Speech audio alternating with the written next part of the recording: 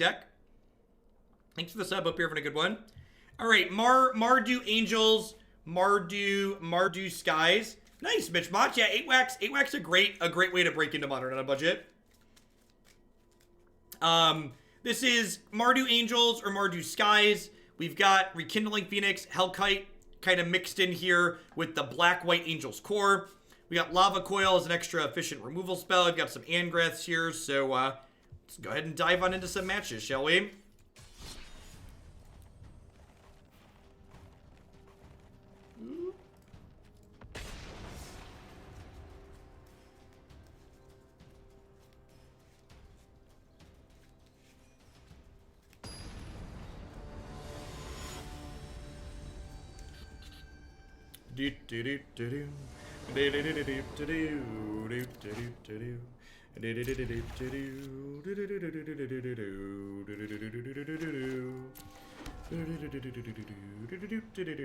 It's pretty marginal which land we lead on here. I like leading on Godless Shrine because it could send the message that they're playing Esper control.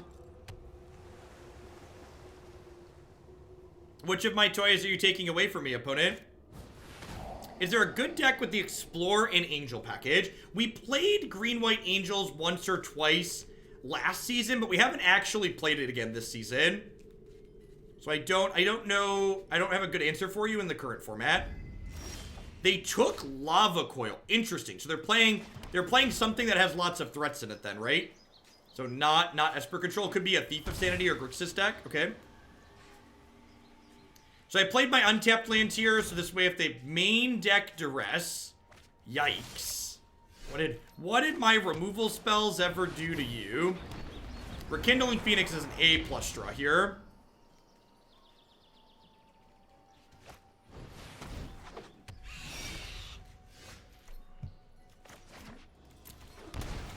I'm not attacking with my Phoenix, because if they have a removal spell for this Hellkite, I don't want to get hit by Thief of Sanity.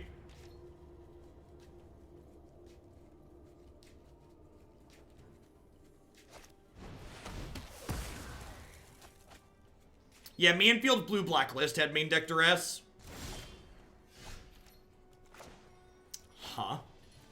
So if I lead on Lyra here, next turn I can hit with this, play Resplendent Angel post-combat, and make a 4/4, which is great. And they know about the Lyra, so leading on that makes a lot of sense. It's also better against Chupacabra, just because I'd rather Lyra die than Resplendent Angel die. I'm not going to hold this land in my hand, because they're probably a Nicol Bolas deck, so they could discard that anyways. Drawing spells at some point would be nice. Angrath would be sweet. We could Angrath, take the Thief of Sanity, take one of their cards, and kill the Thief. That card's not particularly good against us. The fact that that's their play this turn speaks volumes of how bad their hand is.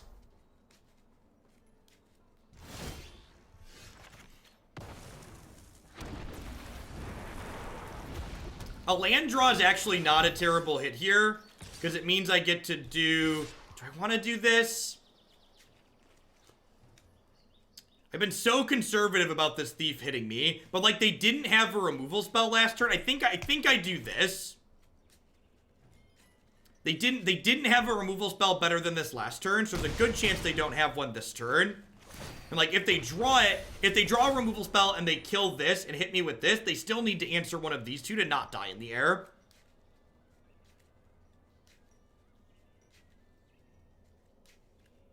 Do you have a general preference for Phoenix versus Seraph? I think Phoenix is the better card than Seraph, but there's decks that are interested in Seraph that don't have red mana. So like in a one-to-one comparison, I think Phoenix is the better card in the format, but I think Seraph is still an incredibly powerful card.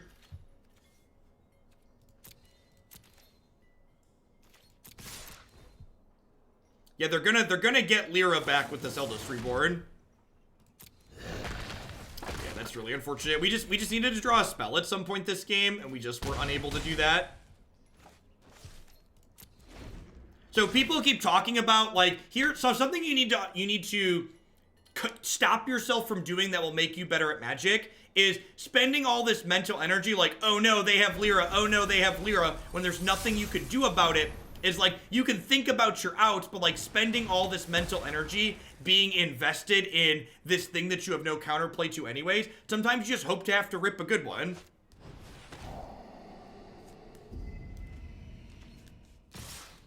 Wow, this attack is super aggressive. So they're dead to any removal spell here now, other than Lava Coil. Alright, and the game is over. We have lost. I think that attack with Thief of Sanity is really bad there. Letting us kill them with Mortify seems super loose. Kaya doesn't seem particularly good here. Lyra seems exceptionally bad, just dies to a single piece of point removal. Adanto Vanguard doesn't seem bad. Vraska's Contempt's probably fine. I don't think I want Banefire. The Dragon's build was really rough, Danon. It did not have sufficient tools to respect aggressive decks, and we got promptly run over because of it.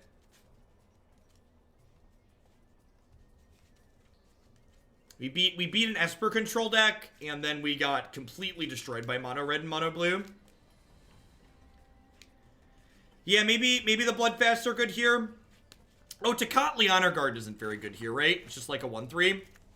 That seems like a fine cut. I'll leave one Lyra in.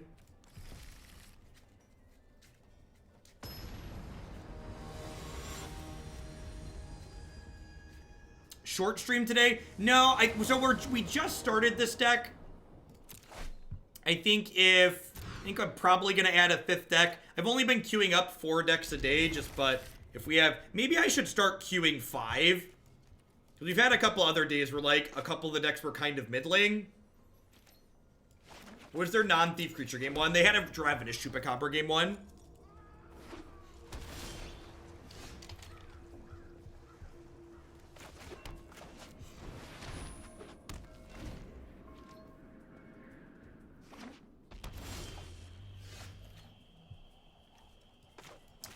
I think I'm just gonna hammer the Bloodfest here. I don't know that Tithe Taker is as good against Grixis as it is against, say, something like Esper Control.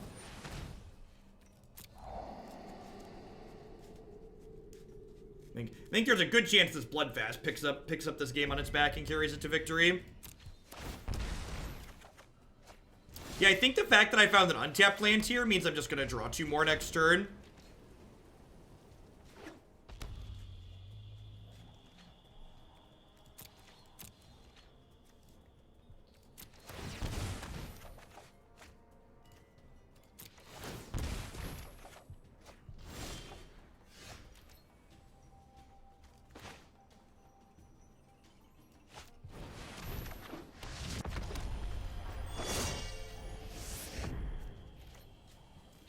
Now we can deploy a threat and keep drawing an extra card. Their deck has some creatures in it, but I think it's pretty unlikely that they have any traditional forms of reach like Lightning Strike or Shock. So I'm going to be pretty liberal with my health total when using this Arguel's Bloodfast.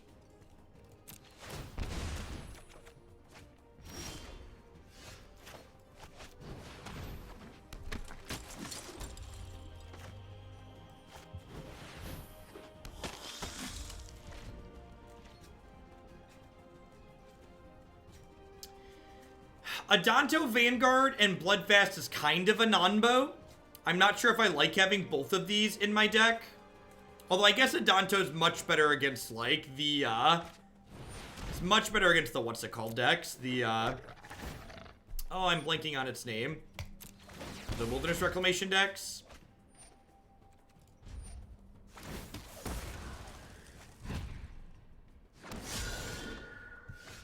The hate for thought erasure died down when Wilderness Reclamation became legal. Ain't that the truth? Never seen water, no fire. I think I'm just gonna Lava Coil this and hit them for 4. With the Angrath in play here too now, I feel like we're in a spot to just be pretty aggressive. Maybe I don't want Adanto in this matchup.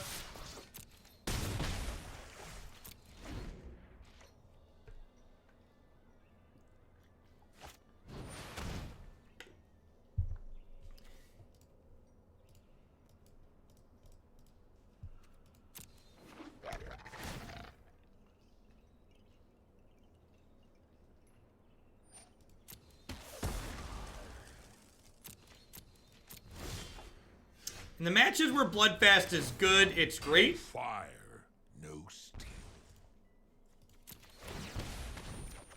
Makes things like Vraska's Contempt basically read. Gain extra. I don't really want to trade for life for this Chupacabra, so I'm not gonna attack.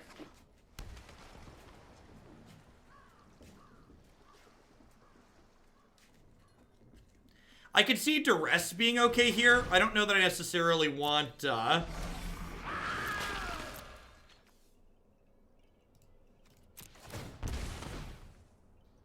they dead?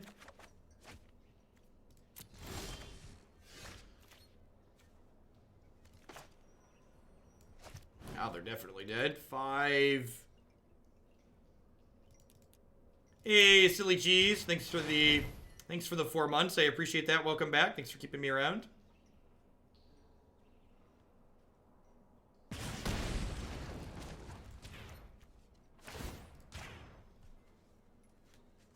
Your crew for my freedom. Your crew for my freedom. Huh. So, yeah, seeing how that game played out, I feel like I don't want these Adanto Vanguards. I kind of don't mind a couple copies of Duress. I'm going to cut that Lyra board at the top end to bring these in. That seems fine.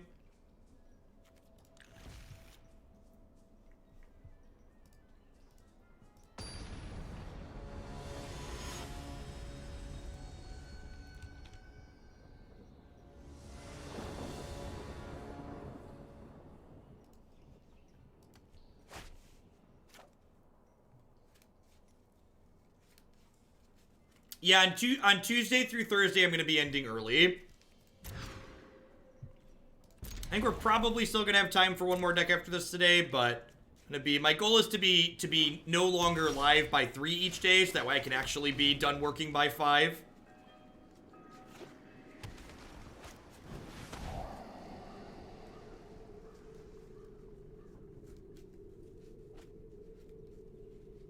Took my Duress, that's rude.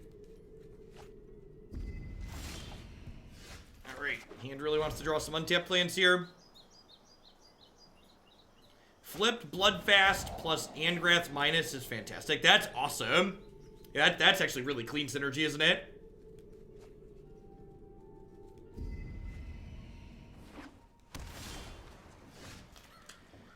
Oh, magic.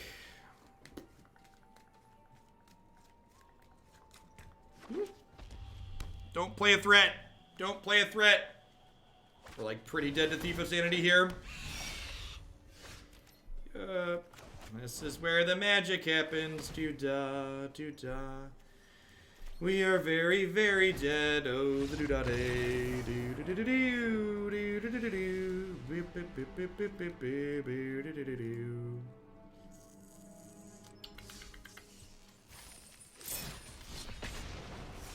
Onward, onward, upward, backward, forward.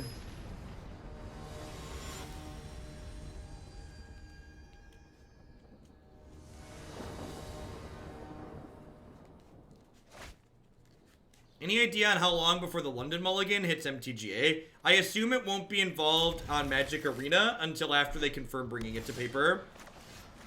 Alright, we got a couple honor guards here, and they could be Sultai. This will be a good test. If we have turn 2 honor guard, game 1 isn't good enough, the matchup's probably unwinnable. Sultai is like the mid-range killer of this format. All of the decks that are trying to beat up on aggro with these flying threats tend to struggle against Sultai in my experience. Interested to see how this one ends up playing out. Even to good. Okay, sweet. Phoenix and Seraph are both very good in this matchup. Really want to land here. Perfect. This means that unless they have Vraska's Contempt, we'll have a blocker for this next turn, which is nice for us. I let on the Seraph over the Resplendent Angel, not only because it's more resource efficient, but also because this way if they have a cast down, I get blockers left behind. This also puts them in the rough spot if they have a cast down or a Contempt of choosing between killing the Honor Guard and killing the Seraph for the scales. Like, do they want to unlock their Explore creatures, or do they want to?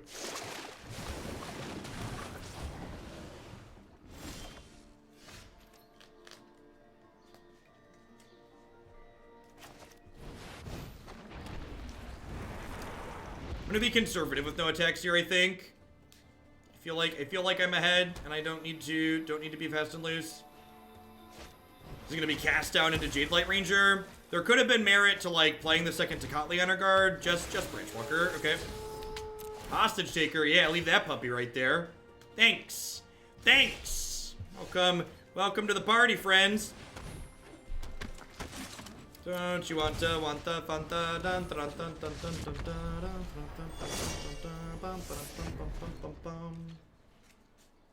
This is the part where they go like, ugh. This is the part where they go Vivian. Ugh. Vomit. Makes me stronger. Are we shooting my Resplendent Angel? We're not shooting my Resplendent Angel. That is Haunt. Is Finality their last card? Finality has to be the last card, right? It's a real shame we didn't draw land. If we'd have drawn an untapped land there, the Resplendent Angel would have activated and we'd have punished them for being a greedy SOB. Hacksaw, thanks for the Prime support. I appreciate that. Welcome. Thanks for keeping me around. I think I have to do this. I don't think we're in a position to beat a Finality here.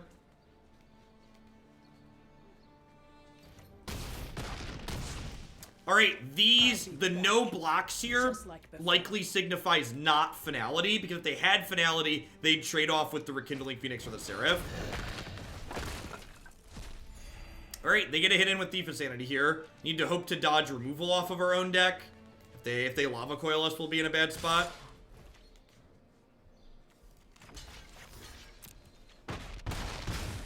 The attack with everything is hyper aggressive.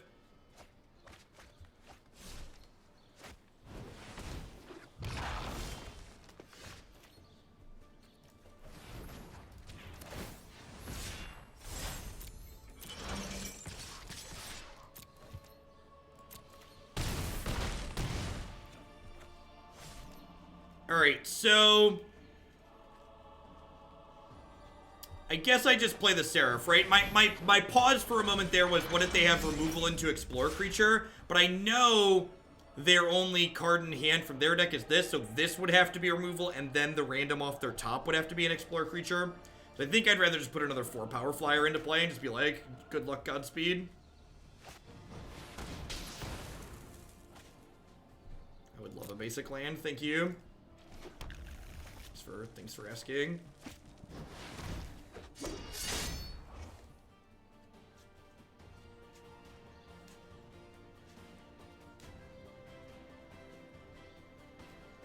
They're not quite dead to a removal spell, but close.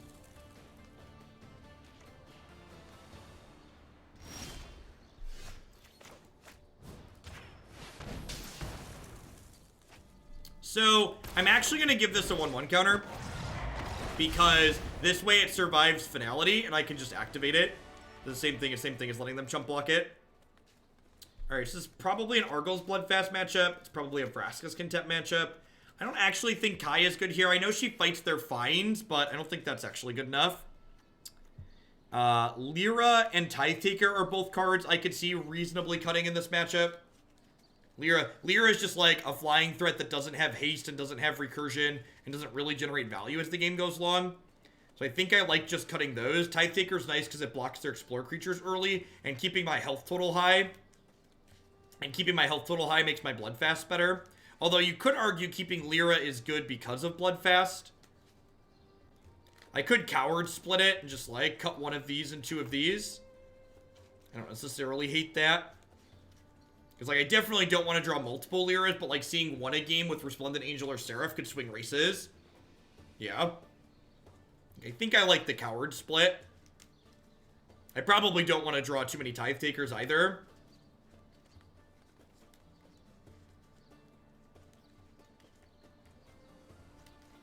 Have a good one, Talk. We'll definitely all be up on Lyra, all up on YouTube later. You think Lyra's important? We just don't have that many things that, like, Vivian's good against, and, like, having this giant thing that Vivian is good against is, like, eh. I'm gonna split them 2-2. I think on the play, maybe I'll put the 3rd Lyra back in, but on the draw, I think it's important that I have a critical mass of 2-mana things that impact the board, so I don't just get run out of the game by Explore creatures.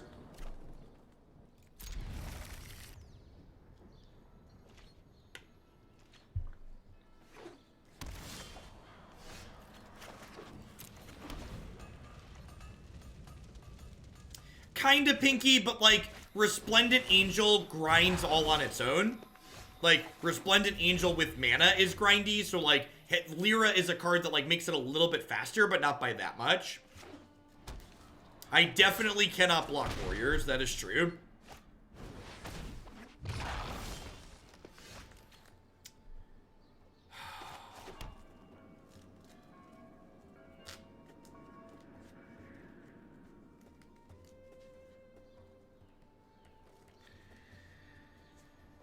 Oh, if they just like have it, I think I have to pass. I just like I can't let Jade like gain 12 and add that much power to the table. Even Branchwalker is just like, I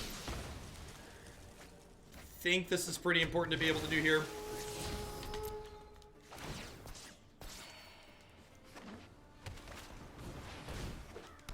Yep. All right. Well, it wasn't quite a Jade Light, but it's pretty close.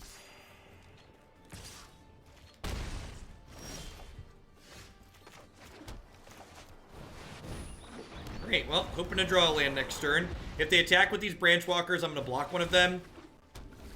I don't think I'm in a position where I can afford not to.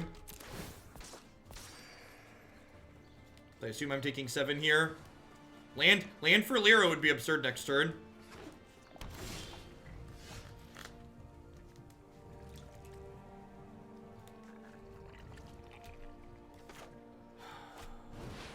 I think it's right to just do this.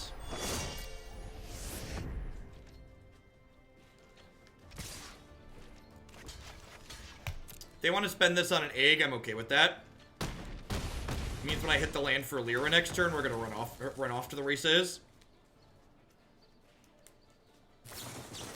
Yeah, sweet. Alright. Alright.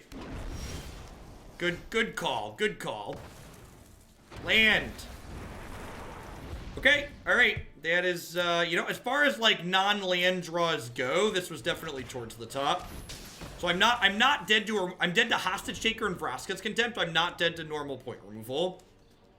I went ahead and used my Mortify right away there because I wanted to dodge a negate. Dodge a negate, you can dodge a ball. Putting Lyra into play here means next turn I get to play Resplendent Angel and do some stuff.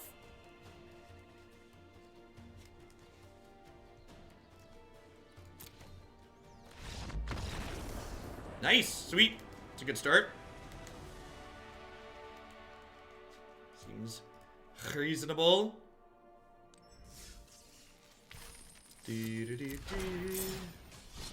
like stuffing Sultai in a box. It's one of my hobbies in this format. Yeah, that many flying creatures are definitely sweet. Sultai is kind of like the board stall deck, right? So like being able to go over the top of the board stall when you're ready is quite potent. Which decks did us dirty that you're down in the percentages? We had a real slow slide into the percentages. We lost with a bunch of different stuff.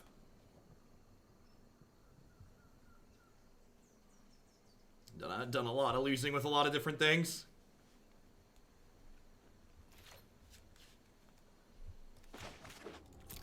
I mean, I think trying to build a Flyers deck like this to dump on Sultai is a good place to be in the format in general, because like these flying decks are kind of these Angel package with Lyra is kind of the natural predator to red the a lot of other things in my experience, like mono blue and mono red. So if you can figure out that matchup, that's key. I think I'd rather get the other Tithe Taker down here rather than Kaya. I get punished if they have exactly their main deck Cry, but other than that, we're in a very good spot. I think this is fine too.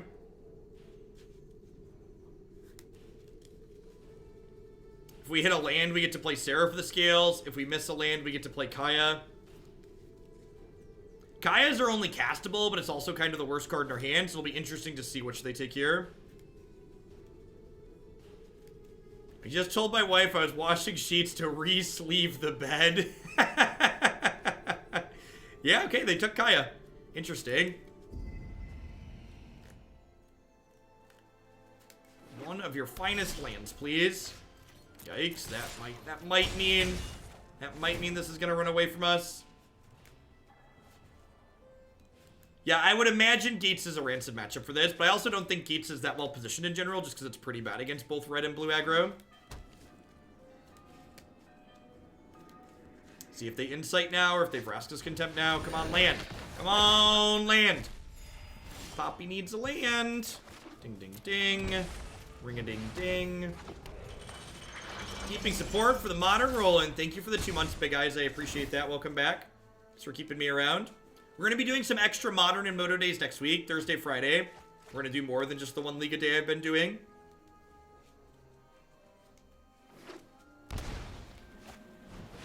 Sure, you have a Teferi. I am not going to sit this one out. Man, do they like tuck one of these? And then if we hit a land? Wow, okay, so land. Land. Land. Land. Oh, I wonder if they have a cast down. If they have a cast down, they do it now. It saves Teferi.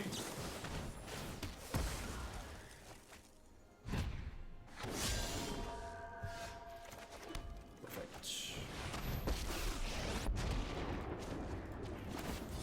No fire, no steel.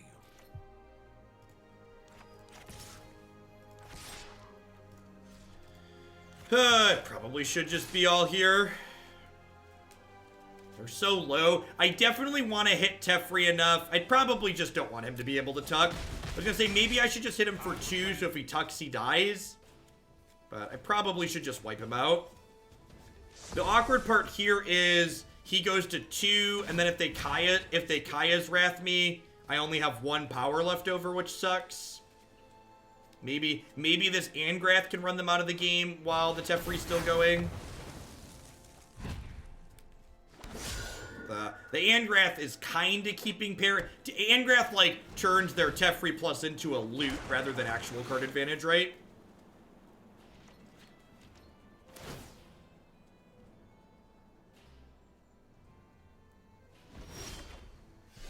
Seraph is a great draw.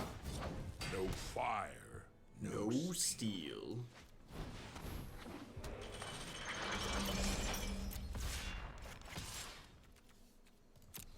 Yeah, there's 10 cards in their bin, so like Angrath does kill them eventually. They get a bunch of looks at stuff here, but we might be able to choke them on resource efficiency. Another Kaya's Wrath doesn't do it, because then Teferi still dies. Oh, they punted and flipped by mistake. It's a pretty big mistake.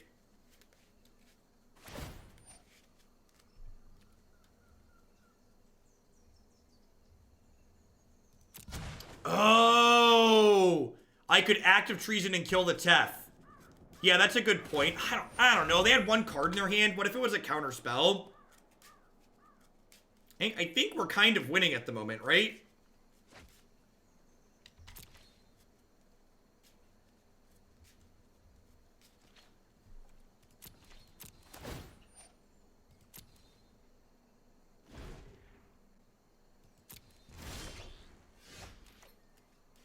Man, is that the line? It was a mistake to flip search because they already had a flipped search, UT Corrosion.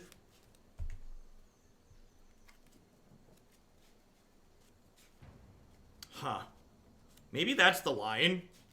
I don't know. It like stopped my ult from going off too. I don't think that's right. I don't think it's right. Yeah, they have Mortify, but like there's also like pressures their health total too, which is nice.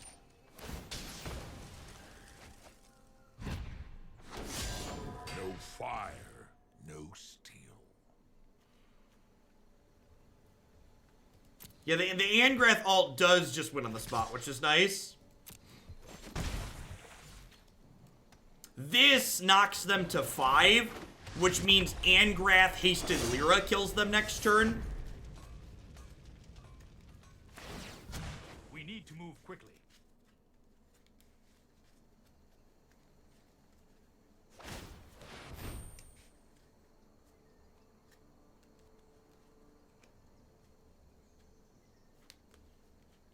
Overwatch getting another new character tomorrow. Sweet.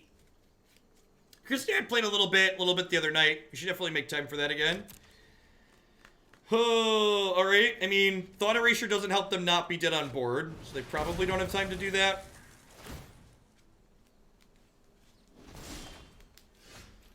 No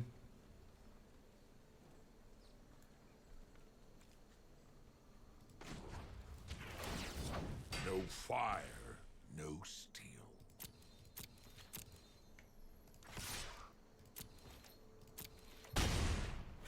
It's another healer. Oh, that's sweet. I like healers. It requires aim. What's the point of being a healer if you have to aim? That's why healing characters are my spirit animal. I don't want to aim. I just want to heal people.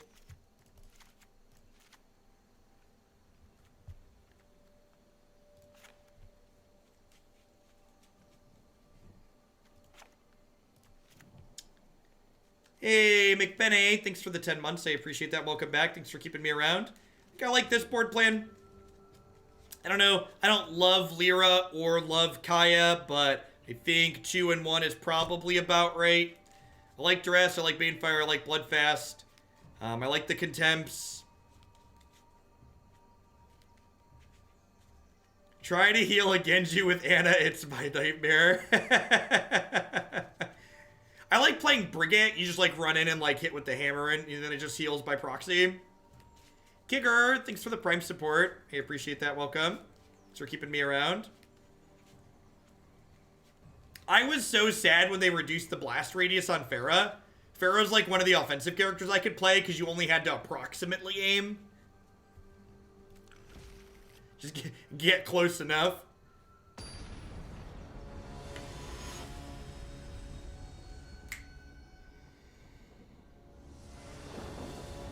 They increased her damage, but reduced the explosion area.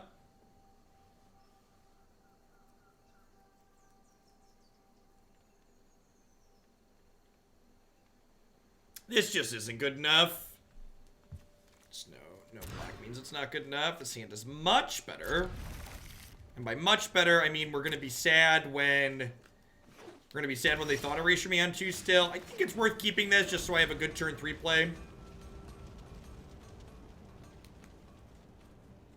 How do you decide on final cuts? Well, so it's different in a list like this versus a list that I personally have been working on. So like in a list that I've been working on, generally I'll have loose board plans in my head for different matchups that I care about. Whereas with the list that someone else has sent in, I'm more so trying to figure it out for myself, basically. I'm going to draw this turn before I play my land for 2 reasons.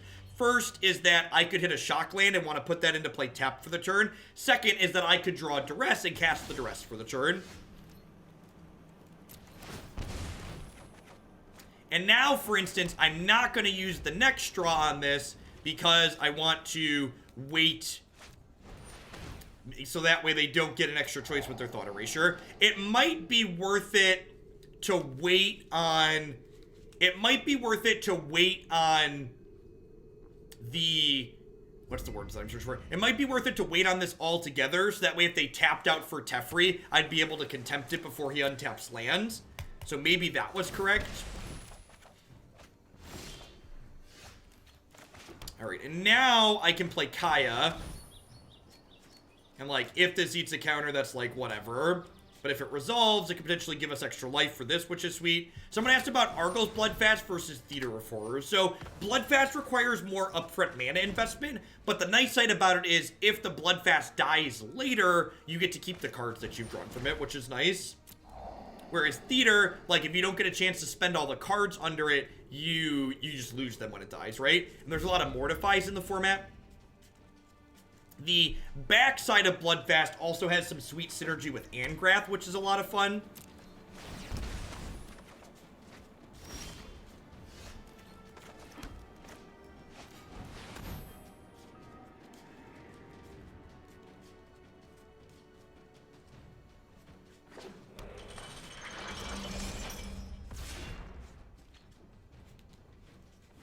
Wonder if we'll see a Vraska's Contempt here or not. Erasure, sure. And this game's a great example so far of the person hitting their card advantage generally being a little bit ahead. So they're basically out of resources, but they've 1-for-1 us a bunch, but like we have the last threat standing at the moment, which is a card that's just like filling our hand with more cards. I'm going to go ahead and play Rekindling Phoenix out here. I'm not going to play the Tithe Taker because I want to just hit this Bloodfast again. I want to just make sure I'm using this Bloodfast at least once a turn, just gassing up, basically. Although, not playing the Tithe Taker is worse in the face of that. I'm known for my excellent timing. It is much worse in the face of that. But they hadn't played a Teferi last turn, so I think that means they had to draw it off the top.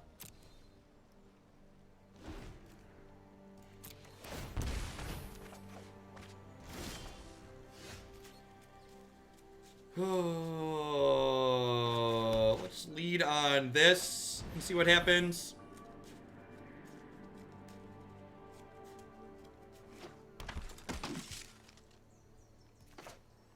I'm just going to cast this now before I decide where this Rekindling Phoenix is going. So obviously, I get to tax their mana a little bit if I wait till their upkeep to do this. But this lets me know that I need to attack this Teferi this turn. It's not optional. That didn't pan out. They need a way. Both my creatures leave something behind here, which is good in the face of Teferi. Hurry. So they need, like, Cry plus a second removal spell here to be in an okay spot. Bloodfast just buried them this game. This card's been really impressive so far. I'm going to be a little bit conservative here and attack both of these at Teferi. You just let me know if you're up for round 2. How was feedback from the survey? It was about what I was expecting it to be, in all honesty. The majority of people have Standard as their favorite. There is still a strong contingent of people who appreciate the amount of Modern that I'm doing in the morning, so I don't plan to get rid of that anytime soon. Trust me, you'll thank me later. You know what? I'm not done yet.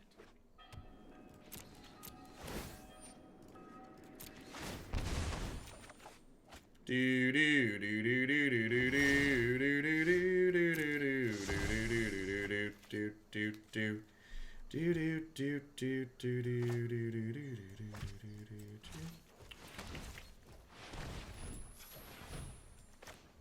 Alright, let's start with this. Really should have seen that coming. It's annoying that it keeps trying to tap this land, though. I want it to not tap that land.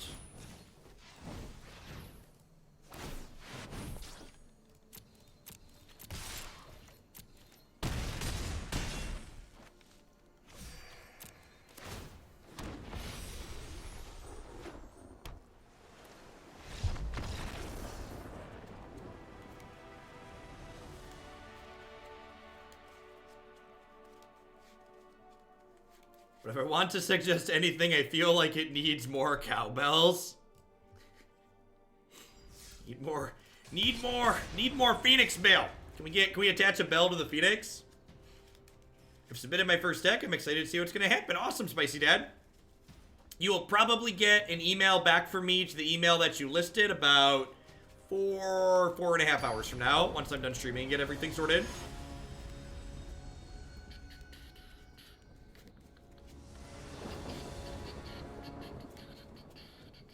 Godless Shrine does have a bell sound, doesn't it? It is an A+ observation.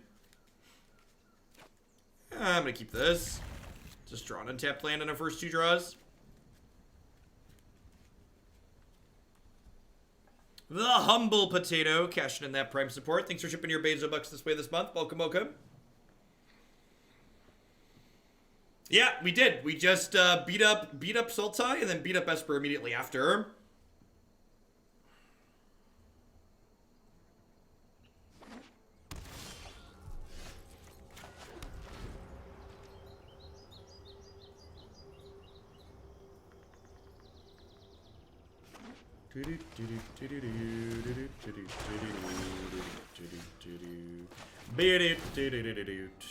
This Tocatli honor guard likely has no text box against some Grixis lands. I guess it potentially turns off Nicol Bolas's enter the battlefield trigger, huh? It'll stop us from having to discard a card, hopefully.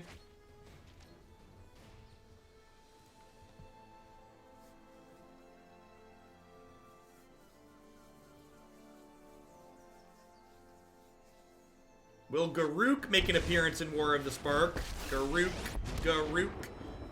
is on fire. Feel the heat of my flesh. I know what I'm doing. What are my thoughts on the Challenger decks?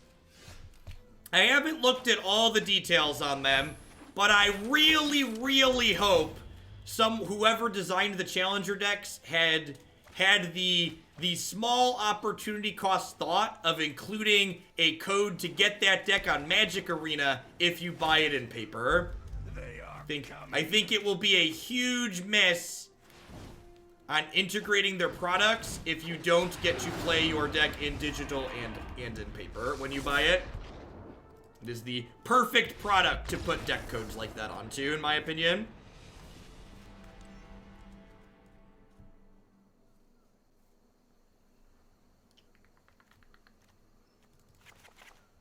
Honor Guard comes out. Vraska's Contempt comes in. Kaya seems bad. What are you doing? Do you enjoy losing money or something? I think that's one of the things I feel like the marketing people at Wizards of the Coast tend to miss most often is the fact that people tend to spend more money when you give them a little bit of something for free. I think that that's something that would serve them well if they change that line of thought. If they there's a lot of good examples of that. Like Twitch Prime's a good example of that. Give people something. All of the bit sales Twitch does with some regularity. This is an Arguel's Bloodfast matchup. This might be a Bloodfast matchup. Yeah, Pokemon TCG tends to do well with that too. Let's try this. Let's try this. And the big thing you would get is the crossover of people who might never try Arena, but would buy a Challenger deck and then go, oh, I have this thing for free, let me give it a try because I have it, and then realize, oh, Arena's awesome, let me pay money to play Arena now.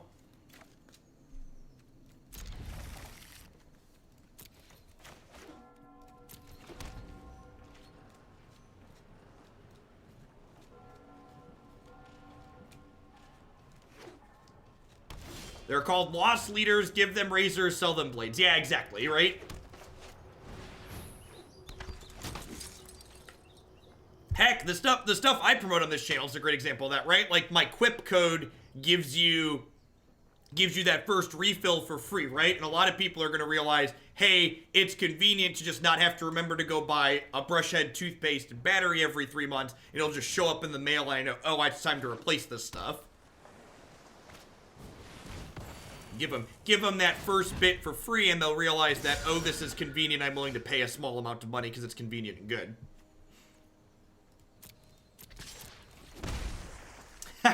You know, you actually only missed my code being valid by 4 days. They actually just turned off on the 15th. The mattress is great though. Christy and I still use the foam mattress. I think that's how drugs work. It is in fact, the first bump is always free. That is in fact how drugs work. The party bus was a good time today. We had a lot of genuinely good games of Magic with it. Lots of creatures piling in and piling off the bus.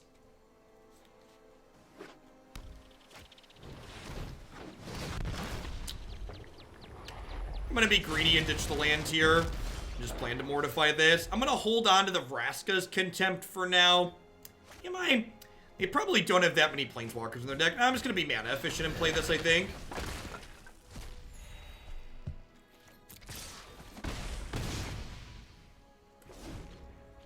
The Mortify here can also kill like an Eldritch Reborn if they have it.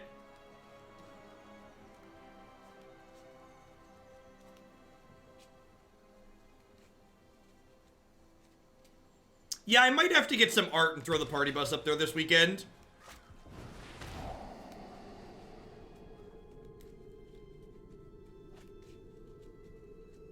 Correct, Life. It's really, really easy to make them unique and difficult for people to randomly enter. Almost every other thing has those. Most other games have things like that. This might be a double removal spell for Phoenix turn. Oh, I think I go ahead and play this land out, because this way, if they play a Nicol Bolas, I don't have to discard anything, I just kill it in response to its trigger.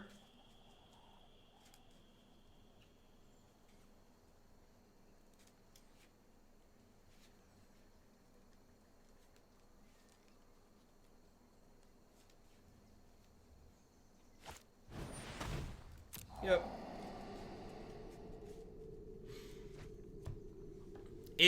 Is my Phoenix egg dead? Is it over easy or scrambled? It's probably scrambled if it dies, right?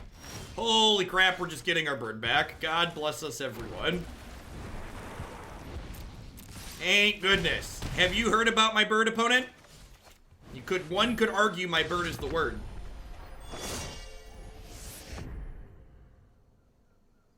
One could argue that the bird is the word. Demanding dragon.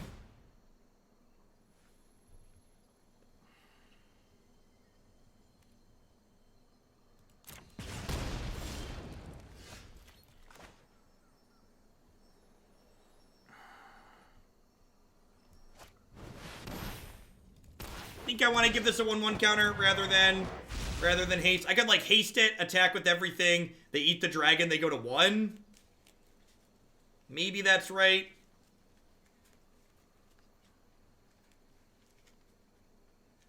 Here's a picture of the Magic School Bus for the Party Bus deck. I don't know what the fan art rules is for the Magic School Bus content. But really, even drawing a land here is good. Oh, that's brutal. Alright, well, suddenly we're very behind. Need a removal spell. Angrath is lethal.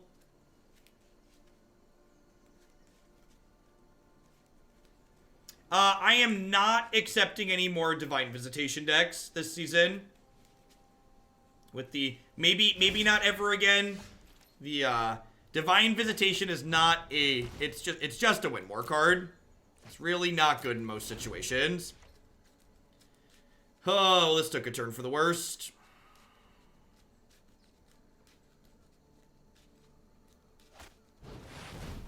I mean, the Mardu deck we've been playing is very playable. It's been a lot of fun. And would the card be better with more keywords? Yeah, definitely.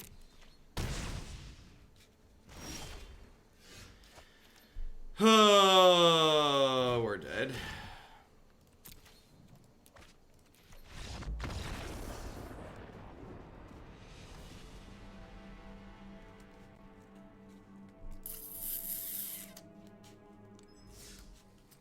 So far, Grixis has felt like our Achilles heel. Also, I also feel like we've run a little bit bad in these matches too, so like there's that as well. I don't think we've had the best variants. Yeah, the card would be playable if it just had any impact on the board when you cast it. Yeah, I drew a bunch of Duresses and they drew spells that did stuff. Well, I guess.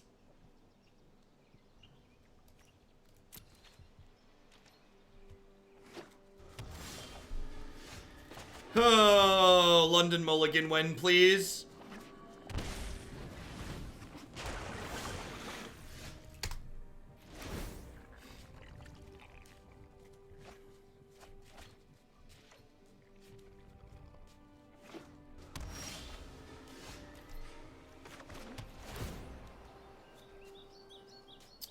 We do at least have Mortify to interact with Reclamation if they have it, but this matchup's probably hard if I were to venture a guess. We don't have an exceptionally fast clock. We don't have a ton of meaningful interaction. Only having 3 Mortifies is a big deal. We don't have that many ways to kill enchantments. We get to rest post board at least. Get to cut bad cards like Tocatli, Honor Guard, and Lava Coil.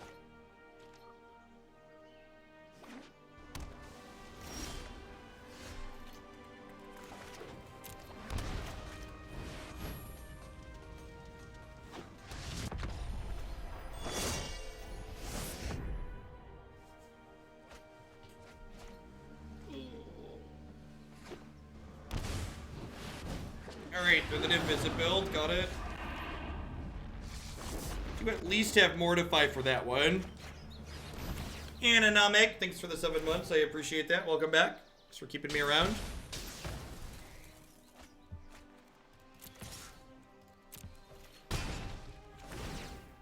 Honestly, the Teamer build's probably harder for this than the blue-green build is, if I had to venture a guess.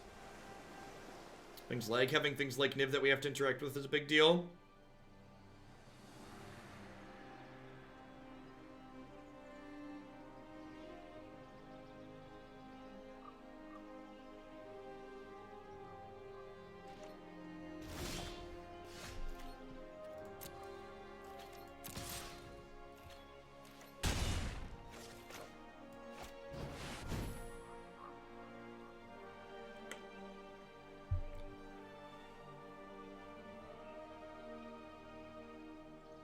They about to draw 4 cards? Nope.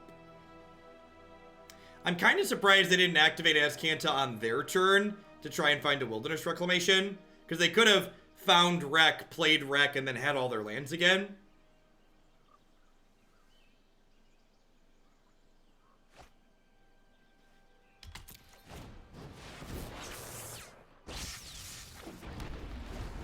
Well, in a world where we're incredibly lucky, we might have a chance still, but does not appear that we are living in that world.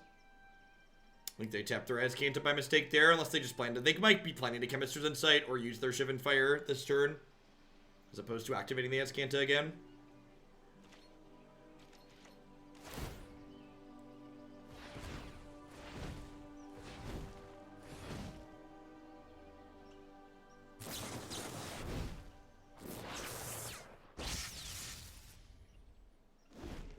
Yeah, they could have also just, like, not been paying attention to the auto tapper.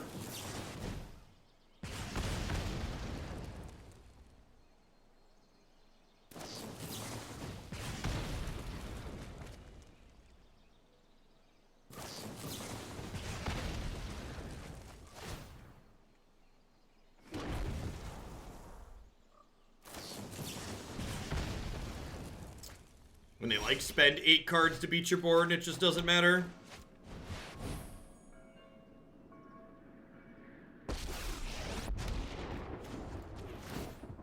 Seen water burn, you will. I don't know how they're going to keep up with our sick card advantage here. Fire, no steel.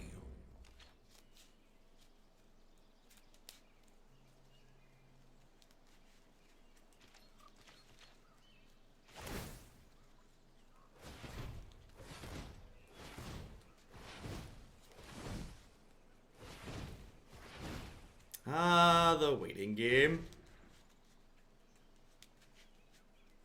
Are we going to expand my mind? I would like it if my mind was expanded. I've weathered tougher storms than you. Maybe they didn't draw anything in their 6 cards, chat. Maybe we have a chance.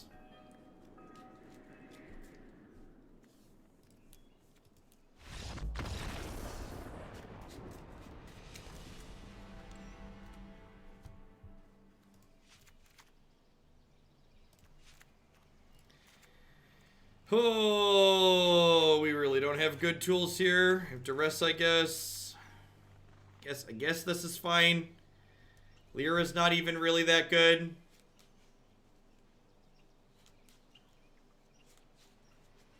Kaya kinda has text.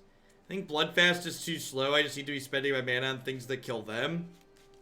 Alright, I think this is the plan.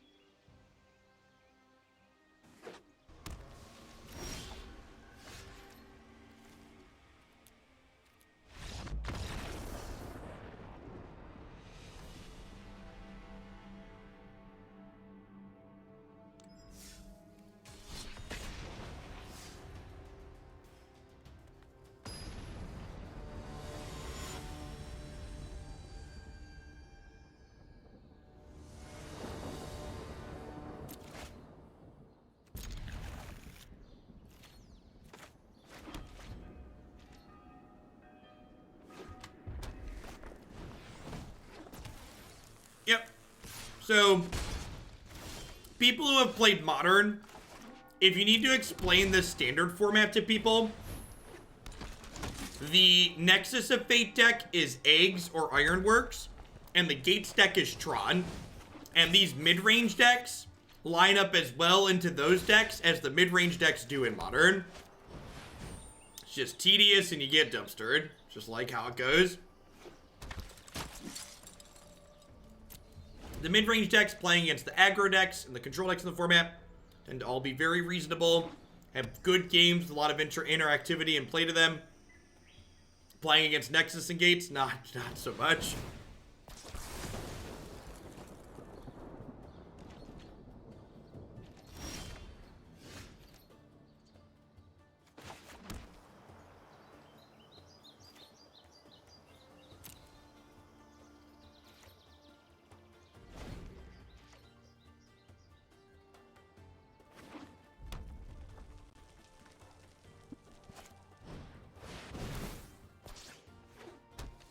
Alright, this Runaway Steamkin is about to be aptly named. I'm gonna lead on Seraph over just playing the Lyra right away, because the Seraph will be able to lifelink for 5 next turn and hopefully not die this turn. Depends on how good this Frenzy's about to be. They have Runaway Steamkin here, which makes them lots of extra mana as they play through cards in their deck, so, you know, if they have like 4 or 5 red spells in a row here, they're going to draw 4 or 5 cards. I agree, the Great Aurora. This current standard format is fine, but it's definitely a big step down from the last one for me. Like, the last standard format I would consider probably the best format I've ever played. This one's, like, still a solid, like, 6 or 7 on a 10-point scale. But it's, like, it's not the 9 or 10 that the previous one was for me.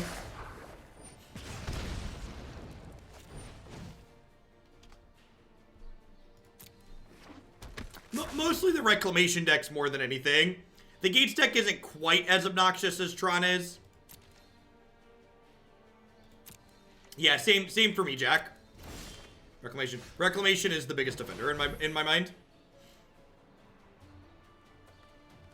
I don't even know that you need to take Nexus of Fate out. Like, if you look at Nexus of Fate from last expansion, it wasn't even that good, right? It was like just a meme deck. Wilderness Reclamation was the big change. Wilderness Reclamation took the Nexus of Fate decks from being this interesting fringe deck that wasn't very good to, like, being really obnoxious and competitive. It creates games that are very similar to Crocklon Ironworks and Eggs in Modern that are very tedious.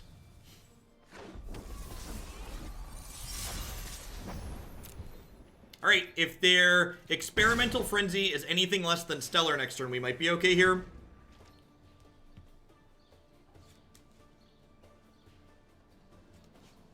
No, I don't think Grixis is a problem at all. In fact, I think Grixis lends itself to some of the interesting things in this format. The Sultai versus, like, Aristocrat style decks, I think there's plenty of good things going on. Why would they play that land? It's really weird that they're not using their Steamkin. I feel like they should have used their Steamkin both this turn and last turn, and the fact that they're not is strange.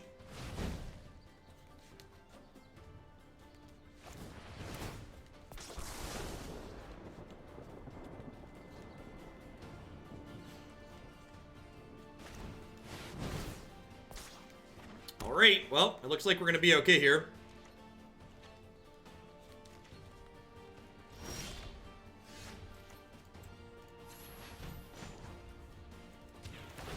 Vigilance.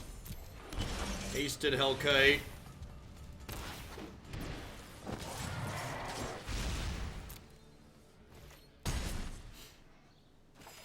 Alright, we said their frenzy had to be exceptional, and then it was not, so we get to win. I'm at 28. Please don't kill me. We could definitely die from this position, so thank you for all the wonderful content, especially Banefire and Modern. Pithy, thanks for the 6 months. I appreciate that. Yeah, we're gonna definitely be playing a bunch more Banefire and Modern. Love that archetype a lot. Alright, Lyra down. They have to cut through the Seraph and the Tithe Taker, so they need, like, what's there? They need, like, Skewer, Or Lightning Strike into Goblin Chain Whirler here. And, like, maybe this Steamkin could keep going. Or, like, they kind of need, like, Steamkin into other stuff.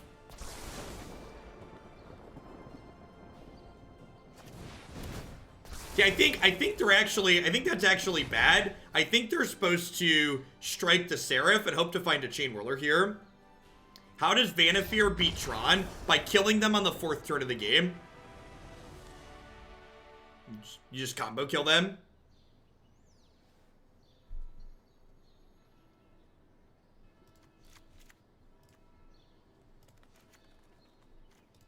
Angrath slow. This matchup should be pretty good for this archetype if I had to venture a guess.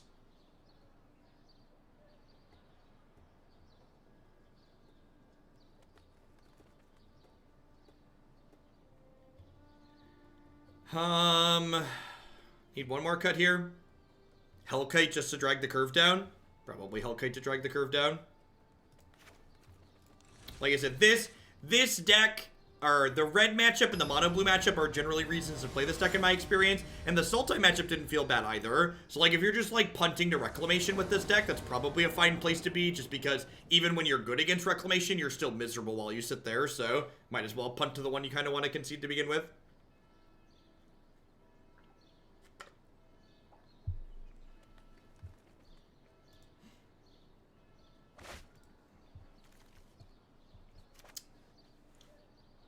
So the question I have to ask myself about this hand is, are there enough 2-drops in my deck to make mulliganing this hand with good 3s reasonable? I don't think there are. I think I keep this.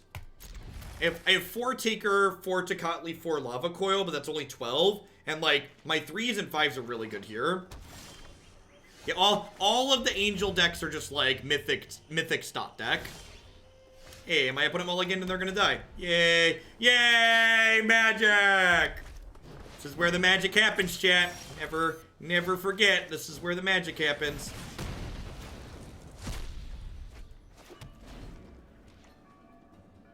I elected to play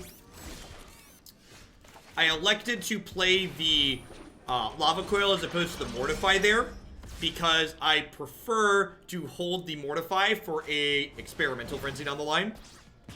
Their green is generally for sideboard cards. Open to draw a land here. I would love to play that land out.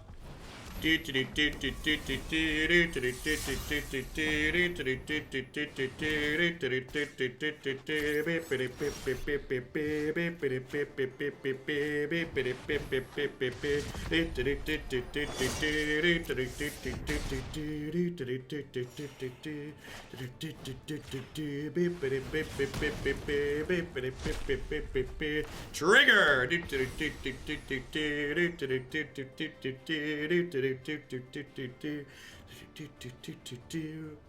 These are my angels. My angels are wonderful.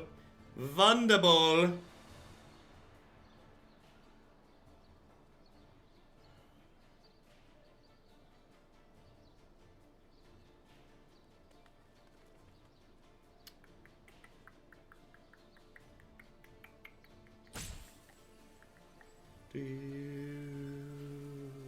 So even if they have a removal spell here, like a collision, they're still just got plenty of angels.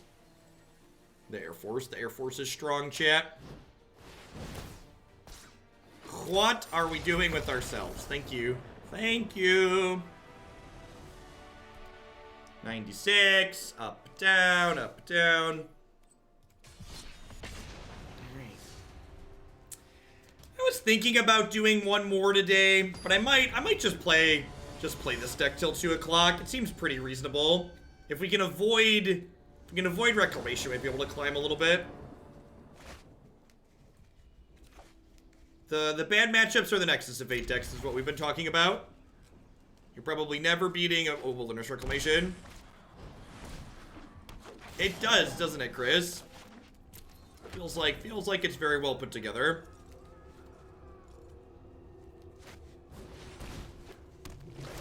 Unfortunate that we are on the draw here and weren't able to get under this Branch Walker with our Tocatli Honor Guard.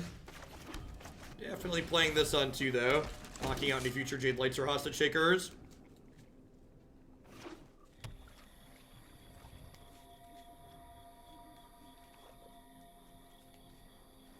Well, Nexus is probably a pretty okay best of 1 deck. So Nexus is only banned in best of 1 on Arena. So in best of 3, you still play against Nexus of 8. So best of 3 on Arena is the same as in paper.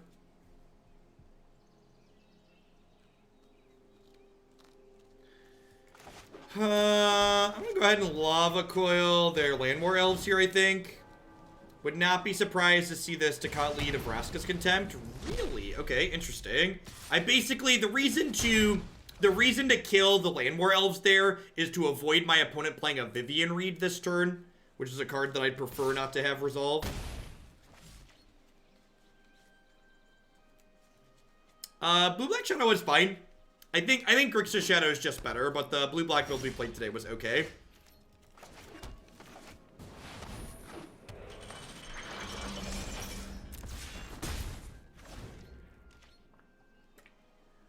What would be necessary changes to strengthen this deck's position against Reclamation decks? You just can't. Decks like this just don't have the tools to be successful against Reclamation decks. And that's okay. If this deck had good matchups against everything, it would be the best deck in the format, and then you'd be playing mirror matches all day. When formats are as varied as this one, there's gonna be matches that you just like, that's just a bad matchup, and that's okay. How about the old 10-point life swing? Big fan of the old 10-point life swing, personally. Wonder if we're gonna see a finality here. Nope, just a Lyra, that's fine. Or Vivian, sorry. This is nothing. That attack is super aggressive. Yeah, not really. I'm silly. So probably Mortify plus Tithe Taker this turn. Mortify the Grixis. Ooh, or that one, ladies and gentlemen. That's all, folks. Yoink. For my freedom. Do I give Vivian a love tap here, or do I just smack them upstairs? This hits them to 2. Feel like I'm supposed to kill Vivian.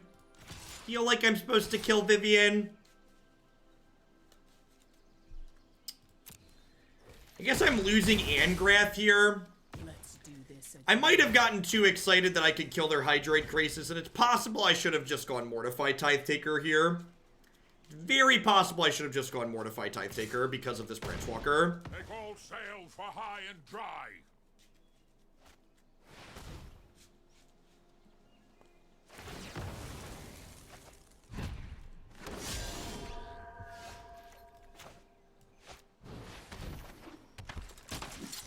I'm just gonna play these out since I drew the Tocatli here, I think. Getting Hostage Takered on my Lyra sounds real medium. The Splashy Light's always the right choice.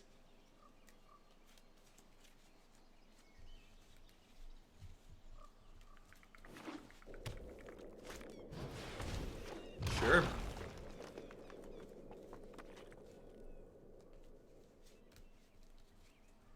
Do you have a removal spell? Yes! Yes! We're so smart and thin, chat. We're so smart and thin. They're still dead to this, though, right? Right, I do this, and then I hit them, and they can only block 1.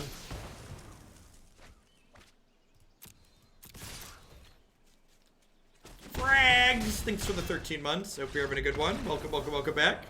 Thanks for keeping me around. Alright, Bloodfast, Contempt. I boarded out Kaya, 2 Takers, and a Lyra last time. I think that's fine. Good enough for me.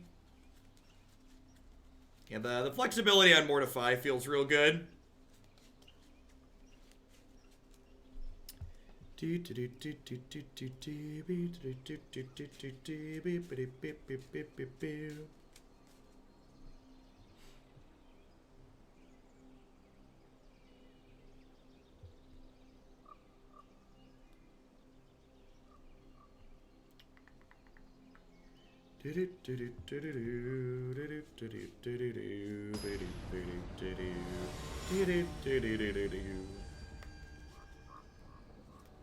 Welcome back, Super Slink.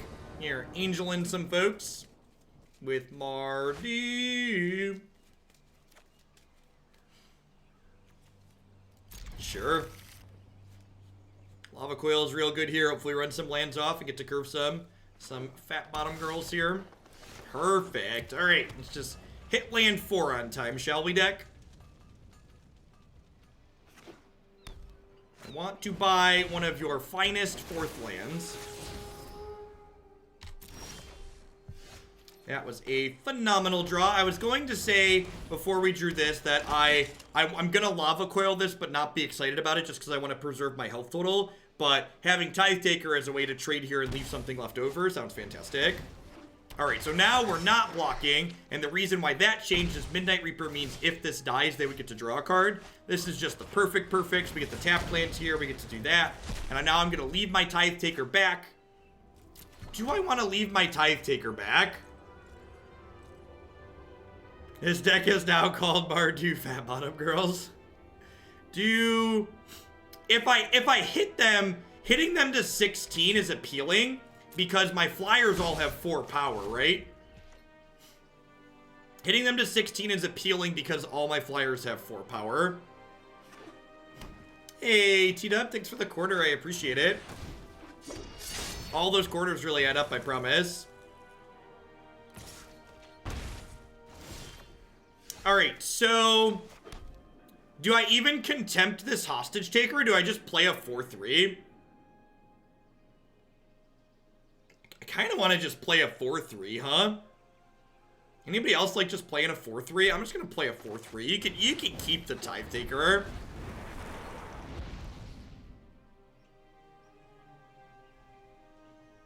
How does it bottleneck me? I don't need to play on their turn. I just get to, like, play my giant flyers every turn.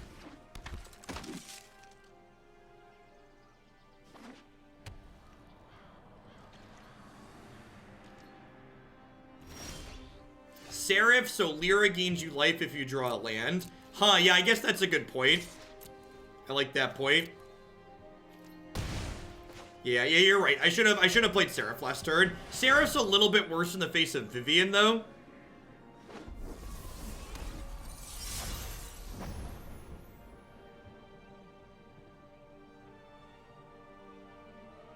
You have an Assassin's Trophy here?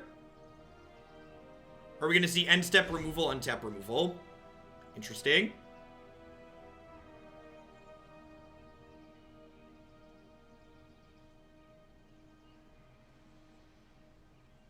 Yeah, Seraph isn't terrible against Vivien, but it's still worse than Rekindling Phoenix.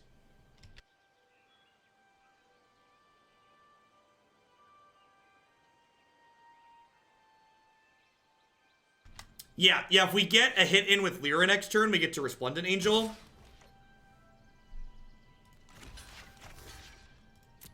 Call. They just want a blocker, and I think I'm okay with that.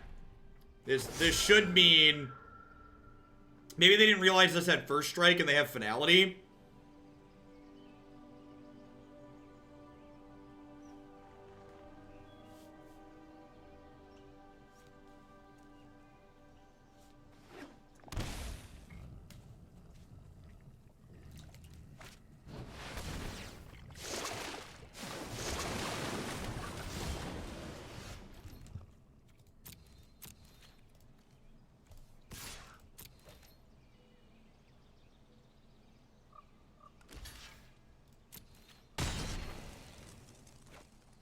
That's true, too. The Seraph being worse against Vivien baits the Vivien.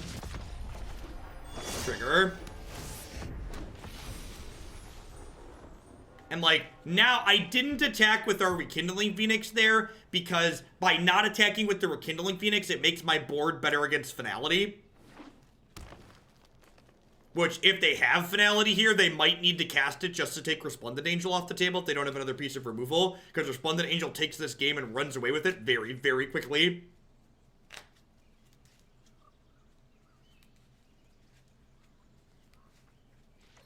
Well, I'm impressed with how reasonable the Sultai matchups have felt.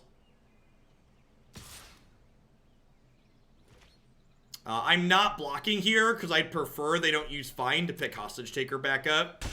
So I'll go to 24, thanks.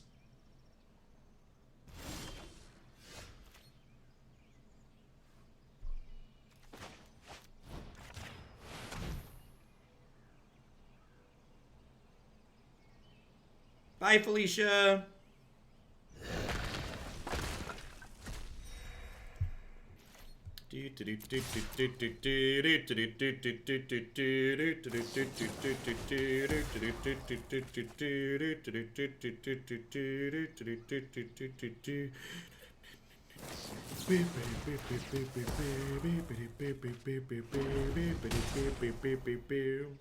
Don't mind me. Just gaining 10 over here. No bigs. No bigs. Is it the final countdown? You're still dead.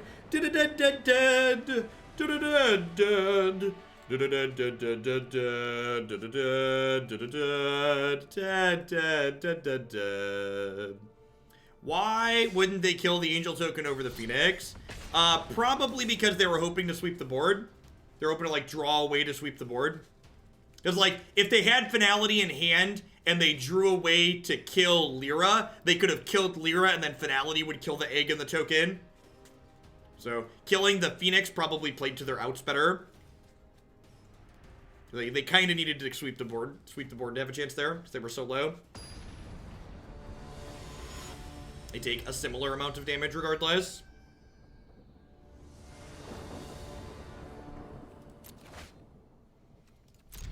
Alright, please have Wild Growth Walker in your deck. Please have a pile of Explore creatures, opponent.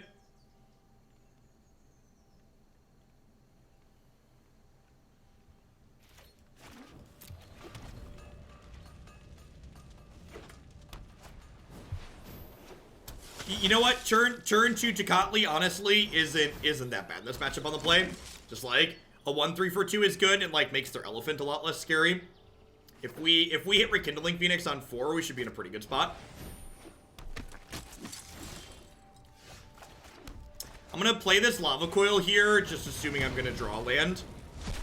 Because if I draw a land, my mana is gonna be tied up for the next 2 turns guaranteed. So I'd like to just spend my mana on something this turn, because I'm gonna spend my mana the next 3 turns ideally on these things.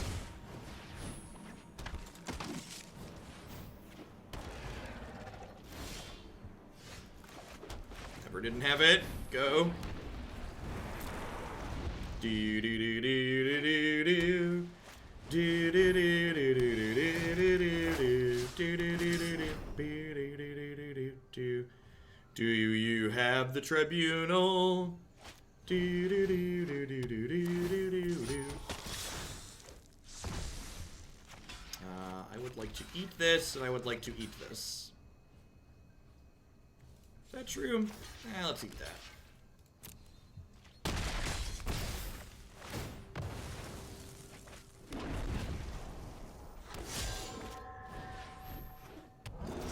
Alright. Feel like we're in a pretty good spot. We're at 18 here. Hit a black source, we unlock Mortifies. Hit any land, we get to Skarrgan Hellkite and take over the board that way.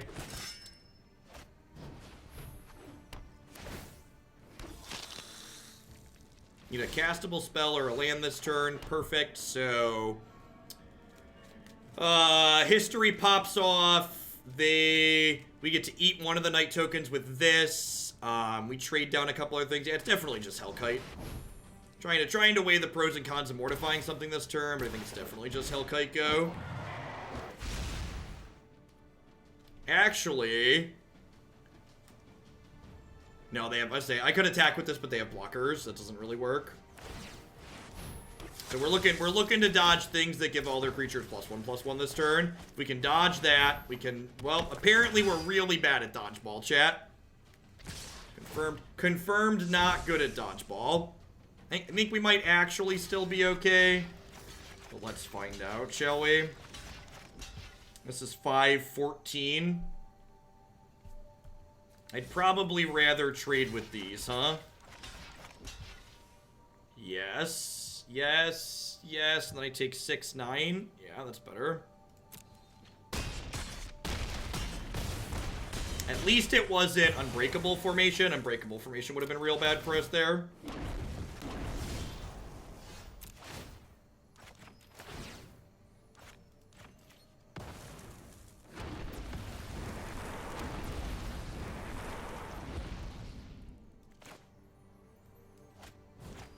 Let's just do this now to ensure there's no funny business.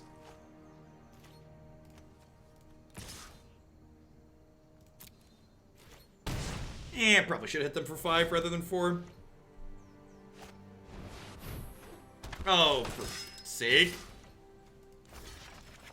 Good lord.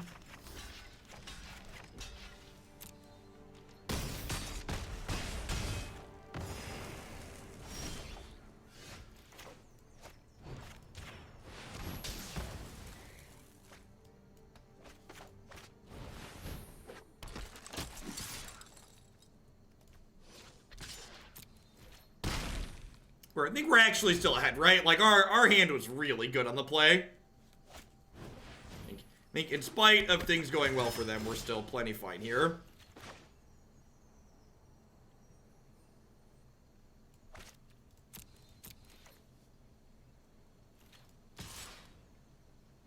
I'll never hear "we didn't start the fire" in my head with that tune. It will forever be "Ryan started the fire, love The Office."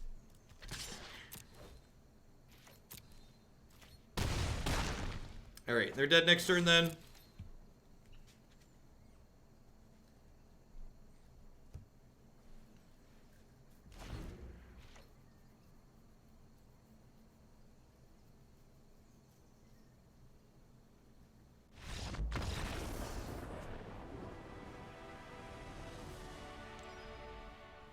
Right, our good start beat their good start. Oh, jeez. Oh, there's three cries in our sideboard, chat. There are 3 cries in my sideboard. That's some good clean living right there.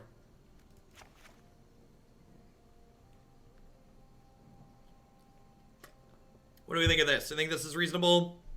All right, let's do it.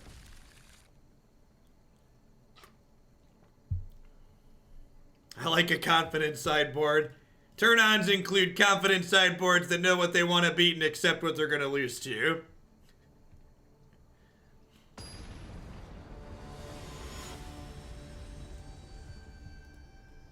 Just want to stare my sideboard in the eyes and know it's going to keep me safe in the aggressive matchups.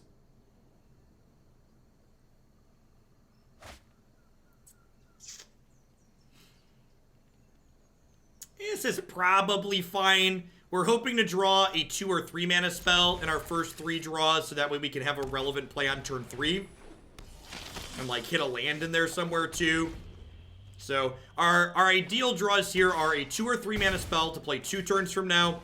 And then, what's the word that I'm searching for? And then some lands afterwards to curve fully out. So getting a little tight here. The fact that we drew 4 and 5 is not ideal. So we're hoping to draw a castable spell next turn and then land the 2 turns after that.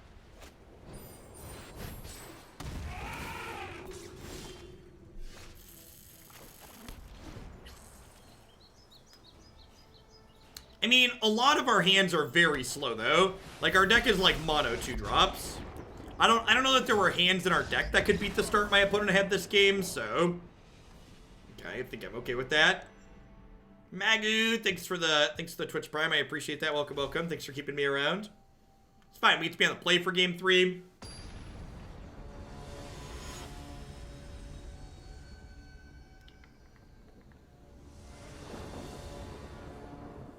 Bodacious Bean. Oh, Twitch usernames. Thank you for the support. Welcome, welcome. Thanks for keeping me around. Hope you're having a good Tuesday afternoon or evening, wherever you're at. I guess it could be Wednesday in some parts of the world. In the land down under. Do-do-do-do-do-do-do-do.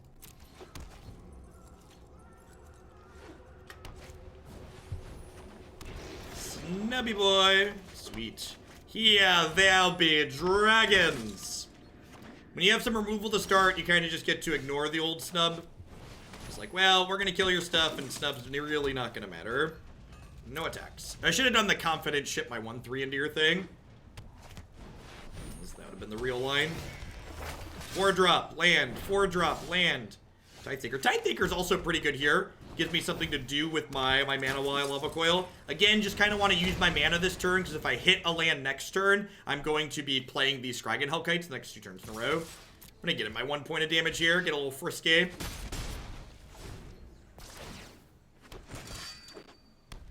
Definitely Tuesday in Utah. Well, welcome. Perfection. So hoping for not to be judged by the tribunal. If the tribunal judges us this turn, we're gonna be in a lot of trouble.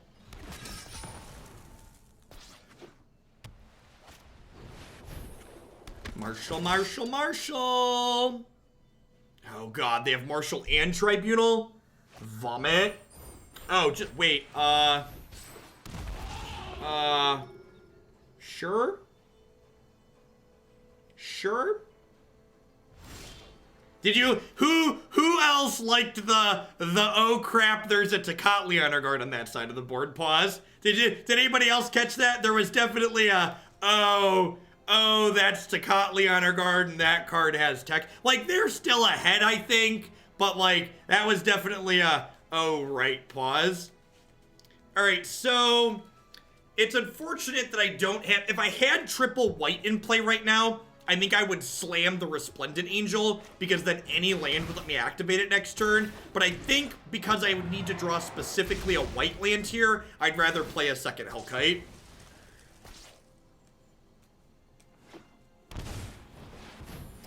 Oh, no. Oh, whew, whew. Oh, we're dead anyways, huh? We're dead anyways, huh? Moments before the crash, we were dead anyways. Oh, sometimes they have all the things, chat. Sometimes the range of human emotions that Magic the Gathering can make you feel it's really impressive.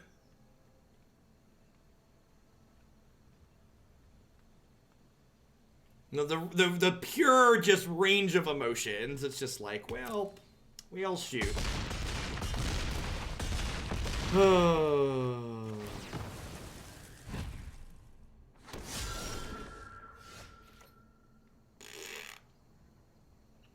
Why is everything so lethal, chat? I thought the sideboard would keep me protected from aggro. I've been betrayed. I've been hurt. Yep. And they use every bit of the buffalo that they draw. It is a tough. Yeah, they get very tall very quickly, right? Like, the reason why this deck is reasonable against, like, white and blue aggro is because our creatures are bigger than theirs. But, like, that game was a great example of, like, all their stuff scaled up to being bigger than ours, right?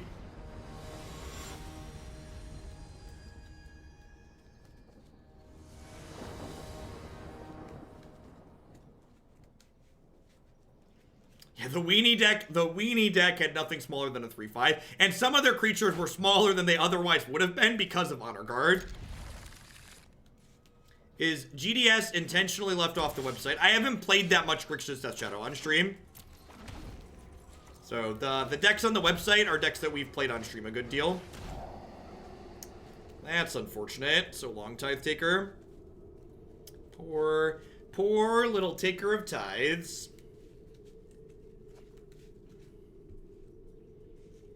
Tap this Mopey 1/3 for 2.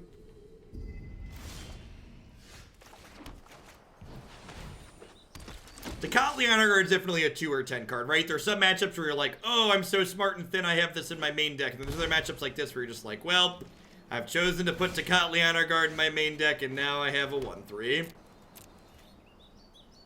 So they shocked in the land there, signifying they have an Absorb or a Mortify. I'm gonna play into this turn, especially because I drew this Phoenix. So them absorbing Resplendent Angel is much better for me than them absorbing this next turn. So definitely just like headed to the Space Jam here.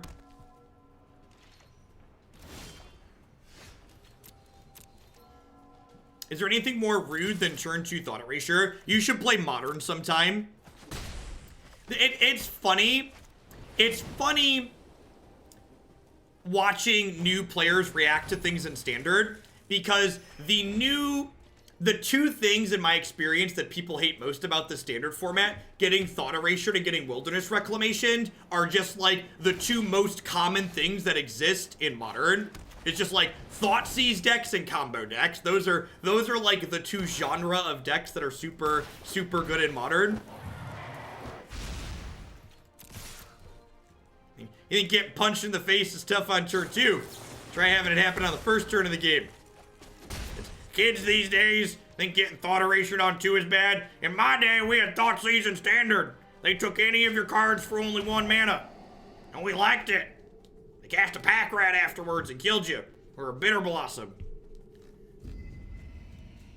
Oh no, they left a card on top. That's terrifying. No one liked it. That's probably a fair assessment. No one liked it is probably a fair assessment. Rabble. I'm super excited for the new non-rotating format. Super pumped. Modern sounds like a dark, sinister, scary world. Yeah. Oh, double spell card pluses are cheating.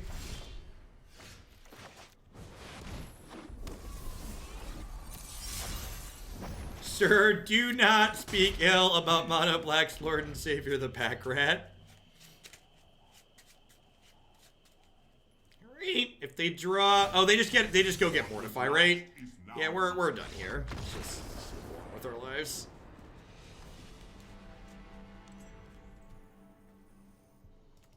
Duress, Arguel's Bloodfast, Adanto, Banefire, Lava Coil out.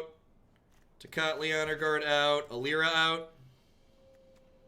Oh, I want Contempts. Cut another Lyra. Alright, let's do it.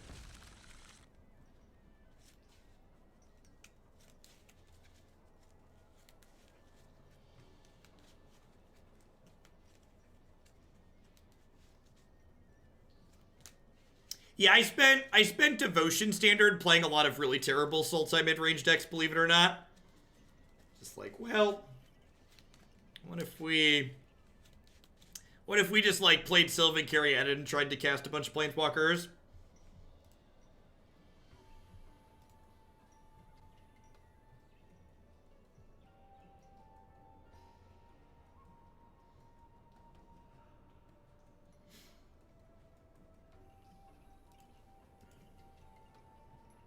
People are asking for Wastelanded for... You know what? As someone who doesn't play a ton of Modern anymore, all of the different things that happen in the format, like it turning into a cluster of like Dredge and Phoenix, it's kind of funny to sit back on the outside and just smile and just be like, yeah, that's what it is. Don't really care. You either love it or you leave it alone.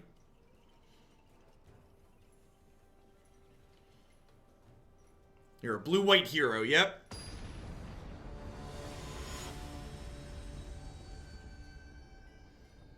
I will say this, if the new format in the fall does go back as far as Origins, we're going to spend a lot of time on this stream casting the card Thopter Spy Network, because that card's great.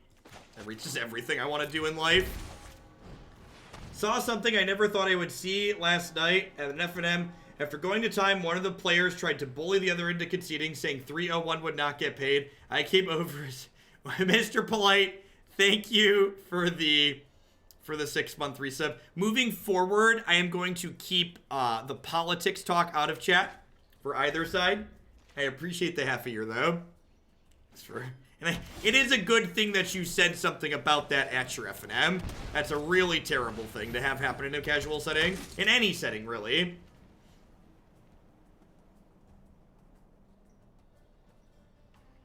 Yeah, Pack Rat became playable when Devotion cards came up. No worries, Mr. Polite. Things are changing. Changes. Alright, as far as like non-land draws go, Tithe Taker was towards the top, so long as they don't go land cry me. They go land cry, we're probably dead.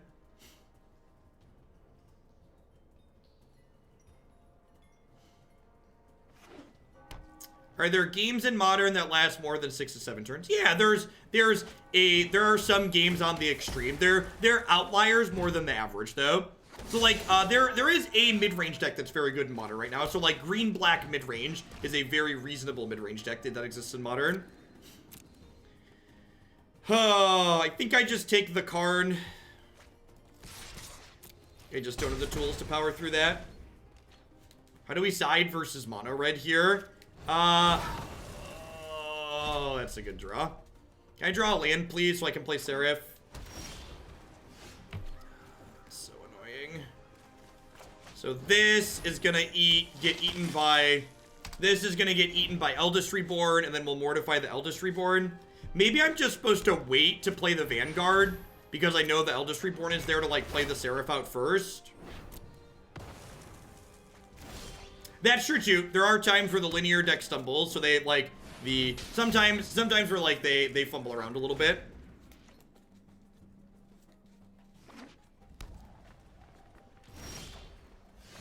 I've killed people with a lot of Birds of Paradise in Modern too. It just usually involves a Jeskai Ascendancy. God bless that card. Oh, Jeskai Ascendancy, making swole birds.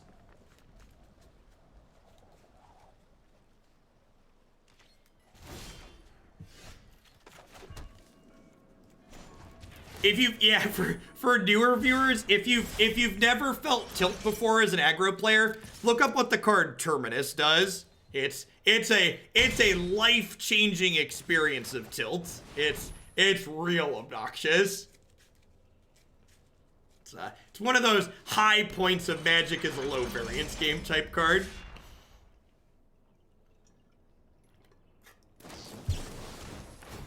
Oh no, there's a command over Terminus. There we go, card Terminus. For those, it doesn't describe what Miracle does. What Miracle does is, if it's the first card you draw for the turn, you get to cast it for the Miracle cost instead of its actual casting cost. So, it's basically 1 mana of Wrath of God. It's better than Wrath of God because the creatures don't go to the bin. It's real messed up.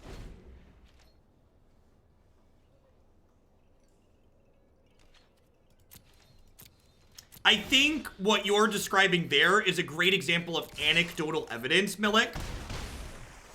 For example, as someone who's interacted with a lot of players of every format, in my experience, and this is describing specific people and not everyone as a whole, but there are a lot of people that play a lot of Modern and Legacy that are very personally invested in the format and take any criticisms of the format as a personal attack.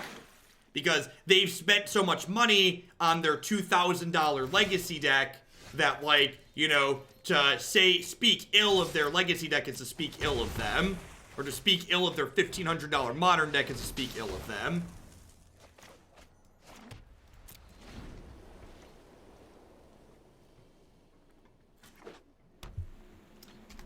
Well, Seraph is, like, so good.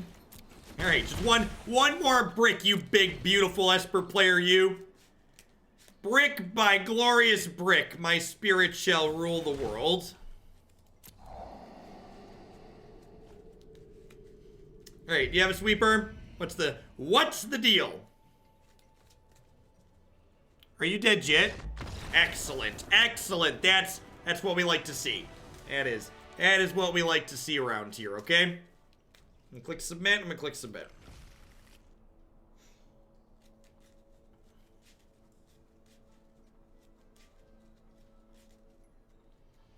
Didn't find the Terminus would be really good against Rekindling Phoenix and Seraph of the Scales. They'd go bye-bye.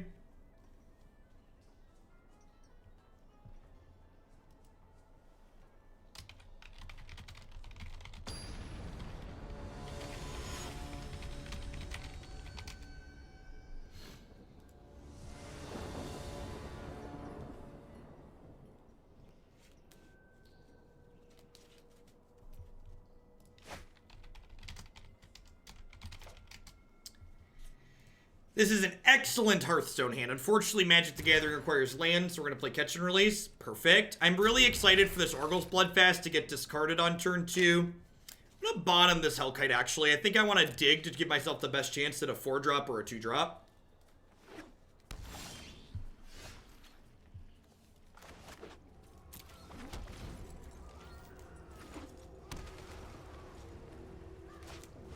Is it hard to catch people cheating in terms of the miracle keyword in paper? Once your card with the miracle trigger, Sheriff, has touched the rest of your hand, you can no longer miracle it.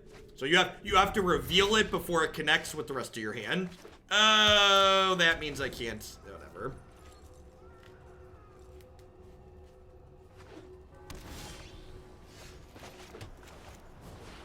It's fine. I was just cleverly waiting to Tithe Taker before I played Resplendent Angel. Sure, it's technically in your hand, but once it connects to the rest of the cards while not revealed, there's no way to validate that it was the cards you've drawn for the turn, so it can't be. It just can't be. Mortify, please. Mortify, please. I think we're dead. Bergie, thanks for the Prime support. Hope you're having a good one. Welcome, welcome.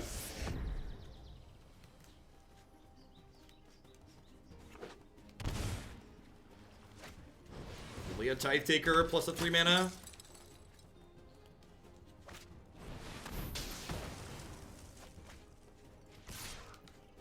Oh, you were talking about something else. Got it. Welcome to the party, Mortify. Thanks for dropping in. Welcome. Welcome to the show, baby.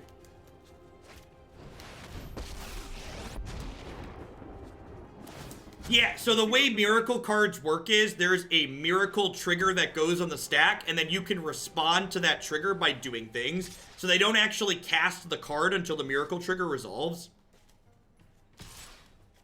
Yes, yeah, you cast it during the draw phase. The timing on miracle spells ignores the timing restriction on your card.